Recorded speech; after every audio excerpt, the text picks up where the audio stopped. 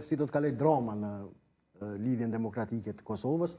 Unë pres inskenime të bisedimeve, më tepër se sa bisedimet mirë fillta, pres inskenime dhe përpjekje do thotë që të riciklohet në njëjta skemë politike që po na shoqëron brenda shkurtit të vitit të kaluar deri më sot. A presin të marrni drejtim situatën LDK para datës 7 gush kur përfundon afati për konstituim? Tash mbaret as kur e kanë caktuar kuvendin, nuk di duket kanë caktuar, kanë thënë është pezon në situatë është shumë fisht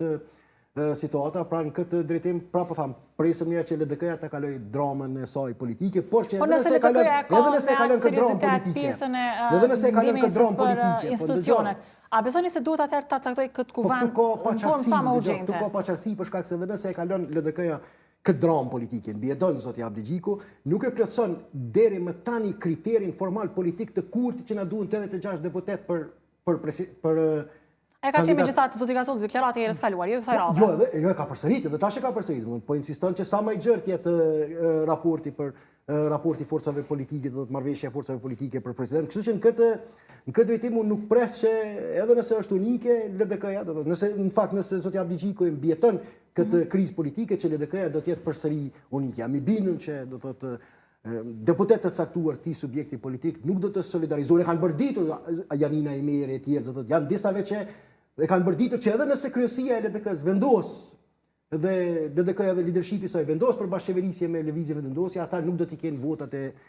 tyre. Pra kemi një lloj, pra po tham, një lloj riciklimi të situatës së vitit 2014, kur grupi i këtyre që sot po kërkojnë bashkëqeverisje me vetëvendosjen e kishte refuzuar ta votonte Isa Mustafën për kryeministër të vendit pas koalicionit me lëvizjen e vendosjes. Refuzikmin e një pjesë disa figurave pra brenda LDK-s që t'jenë kundër një marrëveshje të mundshme me cilin do subjekt politik. A është një lloj demokracie apo më shumë një shpërfaqje këtyre përçarjeve të brendshme? Mendoj prapë që kjo është pasojë pse LDK nuk ka arritur ta kalojë do thotë edhe traumën e vet për shkak të bashkëpunimeve që ka pasur si me lëvizjen me vendosje ashtu edhe me PDK-n, sepse në dy raste do thotë qeveritë janë shkarkuar në mënyrë pa paralajmërim, do thotë pas një lloj arsyetimi, do thotë ne dimë si ka ra lëvizja vetvendosje, si ka ra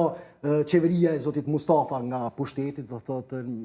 pra pa shpinës do thotë është bërë, dhe kjo tash i ka dhënë legjitimitet atyre që e kanë kundërshtuar bashkëpunimin me PDK-n. Do të mënyra se si ishte shkarkuar Isa Mustafa, do thotë brenda LDK, por në njëjtën kohë e dimë edhe mënyrën e shkarkimit të mënyrën se si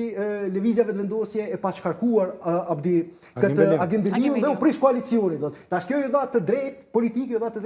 atyre që e kundërshtonin bashkëpunimin me lëvizjen vetëvendosje. Është situatat këto traumat politike që i ka kaluar ky subjekt politik ende s'ka arritur ti të kalojë ti këndell dhe po i reflektohen edhe sot në këto